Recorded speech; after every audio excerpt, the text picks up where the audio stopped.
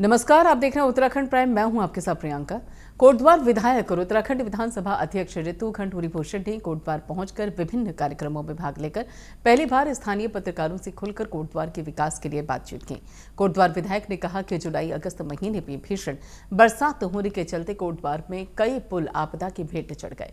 आपदा में कोटद्वार में पुल सड़क मार्ग ध्वस्त होने से कोटद्वार की जनता को कष्ट उठाना पड़ रहा है।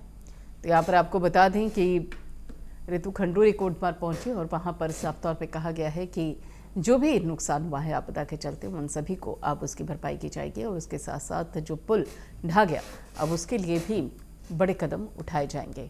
तो यहाँ पर जानकारी आपको बता दें, जनता को जिस तरीके से कष्ट झेलने पड़ रहे हैं उस बाबत अब सरकार बड़े और स्थायी कदम उठाने की कोशिशों में है।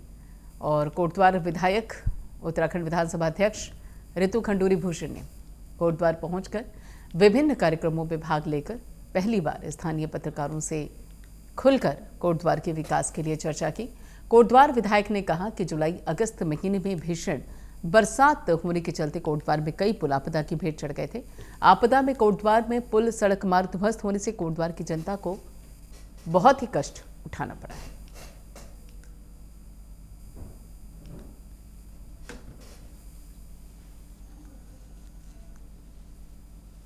हमारी जो फॉरेस्ट डिपार्टमेंट उत्तराखंड सरकार का है वो भी पूरा प्रयास कर रहा है और बहुत जल्द मुझे लगता है कि हम लोग किसी न किसी सुप्रीम कोर्ट का कोई ना कोई ऑर्डर होगा और मुझे पूरा विश्वास है कि पक्ष में होगा, क्योंकि हम तैयार हैं। जो सीईसी की रिपोर्ट है उसको हम मानने को तैयार हैं, उसमें हमें कोई भी हमारे जो अफसरान हैं उनको कोई दिक्कत नहीं है। तो मुझे लगता है कि जल्द होना चाहिए। डेट जैसे ही सुप्रीम कोर्ट से हमें मिलेगी, मुझे लगता है एक ही बार जी ऐसा था कि देखिए थोड़ा डिले हुआ है और मैं समझ सकती हूँ परेशानी कोटद्वार की जनता को है। और लेकिन मेरा ये प्रयास था कि इसकी जो वेटिंग हो वो आईआईटी के माध्यम से हो। तो आईआईटी मुंबई ने पहले हमें मना किया, फिर आईआईटी बीएचयू के पास जब हम गए तो उन्होंने कहा कि वो इसको वेट करेंगे और वेट करने के बाद उन्होंने एक डिज़ाइन हमको दिया है किस तरह से इसको हम मजबूत कर सकते हैं। एक एस्टिमेट बना के उन्होंने दिया है और वो शासन में पहुंच गया। और मुझे पूरा विश्वास है, आदरणीय मुख्यमंत्री जी से भी मेरी बार बार इस पर बात हुई है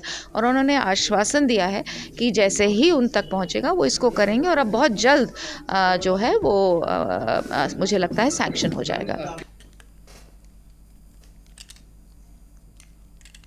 तो यहाँ पर आपको बता दें कि कोटद्वार विधायक पहुंची हैं और साथ ही उन्होंने स्थानीय पत्रकारों से खुलकर बातचीत की और उसमें उन्होंने कहा है कि खास तौर पर अगर देखा जाए तो जो भी समस्याएं आपदा के समय, भारी बरसात के समय सामने आई हैं उन सभी समस्याओं का समाधान किया जाएगा।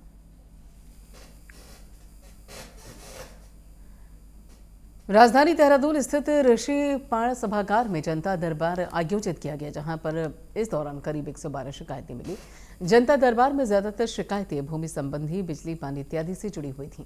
वहीं पर इस दौरान मुख्य विकास अधिकारी झंडा कामठान ने संबंधित शिकायतों के निस्तारण के लिए अधिकारियों को निर्देशित किया ताकि प्राप्त शिकायतों का जल्द से जल्द निस्तारण किया जा सके।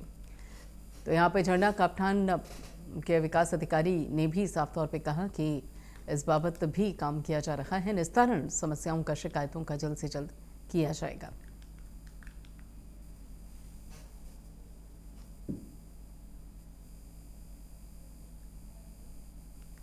अधिकतर जमीन संबंधी मामले ही थे, अतिक्रमण, अवैध कब्जे के से संबंधित थे या कुछ भूमि के आपसी विवाद भी थे। उन सभी को जांच के लिए जो है संबंधित अधिकारियों को भेज दिया गया है। जोशीमठ के प्रगतिशील किसान अब अपने खेतों की जुताई के लिए भी आधुनिक टेक्नोलॉजी का भी प्रयोग करने लगे हैं, जिसका पहला उदाहरण power weeder portable tractor machine है, जो कि अब धीरे धीरे पहाड़ों में भी खेती की तकदीर बदल रही है।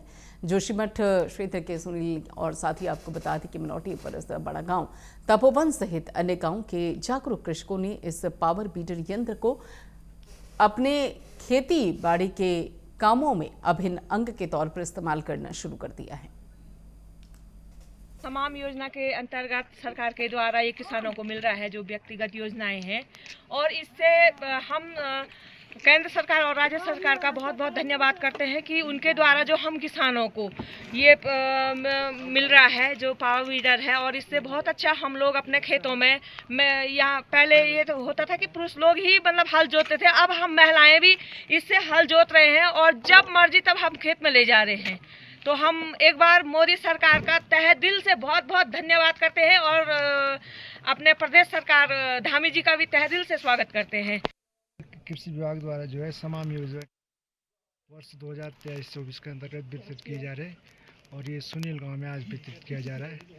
तो अभी तो यहाँ पे ये दो पावर वीडर दिए गए और 4 ये ब्रूस कटर आज सुनील गांव में वितरित किए गए। महानगर कांग्रेस के कार्यकर्ताओं ने अपनी विभिन्न मांग को लेकर कांग्रेस महानगर अध्यक्ष जसविंदर सिंह गोगी के नेतृत्व में जिलाधिकारी कार्यालय में ज्ञापन सौंपा।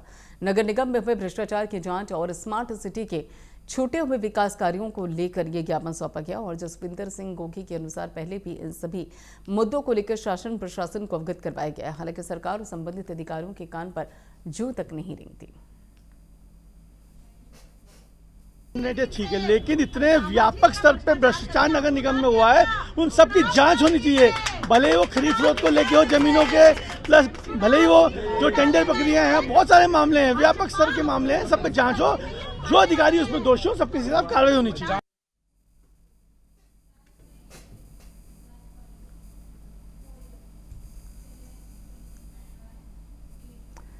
उधर पौड़ी जिले के गगवाड़ियों सांस्कृतिक और विकास समिति द्वारा अलवाली बाजार में आयोजित कार्यक्रम में बतौर मुख्य अतिथि स्थानीय विधायक राजकुमार पौड़ी द्वारा प्रतिभाग किया गया। कार्यक्रम का शुभारंभ दीप प्रज्वलित करके विधायक रामकुमार पौड़ी को मिला और विधायक पौड़ी ने कहा है कि लोक संस्कृति को बढ़ावा देने के लिए इस प्रकार से आयोजनों को करना बहुत जरूरी होता है। उन्होंने कहा कि इस प्रकार के आयोजनों से सांस्कृतिक विरासत की झलक देखने को मिलती है और संस्कार नई पीढ़ी तक पहुंच जाते हैं। गगवाड़ियों महोत्सव के अवसर पर हो रहे हैं और ये लगातार पिछले 4 सालों से हो रहा है। आज उद्घाटन सत्र का कार्यक्रम में मुझे बुलाया था, मैंने भी वहाँ पर जाकर प्रतिभाग किया और कार्यक्रम में स्कूली बच्चों के भी रंगारंग कार्यक्रम थे और सांस्कृतिक टीम वहाँ पर आ रखी थी। हेमा करासी की टीम थी आज, उसने भी बहुत सुंदर भजन कीर्तन गाने सुनाए, लोगों को मंत्रमुग्ध किया।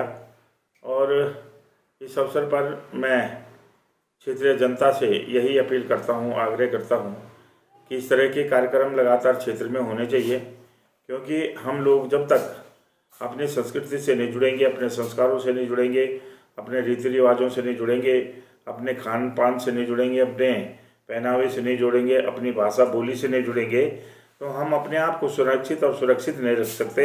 हिंदू समाज में अगर अपने आप को सुरक्षित रखना है तो हमको इन चीज़ों का प्रचार प्रसार करना पड़ेगा। इन लोग इस तरह के कार्यक्रम लगातार क्षेत्र में होने चाहिए ताकि हमारे आने वाली पीढ़ी को भी ये एहसास रहे कि हमारे संस्कार किस तरह के हैं। और मैं तो बहुत खुशी और बहुत अच्छे लोग आज यकमो एत है, बट ये कि थोड़ा सा कभी कभी हम लोग के होना कि जब हमारा जो प्रशंसक लोग होना, हमारे जो शुभचिंतक लोग होना, तो उनके हमसे अप्रिसिएशन ज़्यादा रहने के हमारे आज वो आर्टिस्ट हो तो उनका कार्यक्रम कैसा होगा, तो हम लोग तो थोड़ा सा ये चीज़ दियो खड़ा होनी जैसे साउंड सिस्टम से या म्यूजिशियन जो हमारा सिस्टम से अगर हमारा हिसाब से ही हमारा लोग हो तो कार्यक्रम में 4 चांद लग देना। ये तो हमारी संस्कृति का एक प्रमुख अंग है और इसी कारण से क्या हम लोग जो हैं वो अपनी संस्कृति को न भूलें, अपने पहनावे को न भूलें, पाश्चात्य सभ्यता की ओर न दौड़ें। इसी के लिए हमने ये समिति गठित की और इसके लिए हम सांस्कृतिक कार्यक्रम, हमारी समिति का नाम ही सांस्कृतिक विकास समिति है, इसलिए जो है अपनी संस्कृति के विकास के लिए हम इस काम को कर रहे हैं। उनको न्योता दे दिया हूँ कि आप अगले साल पूरी टीम सहित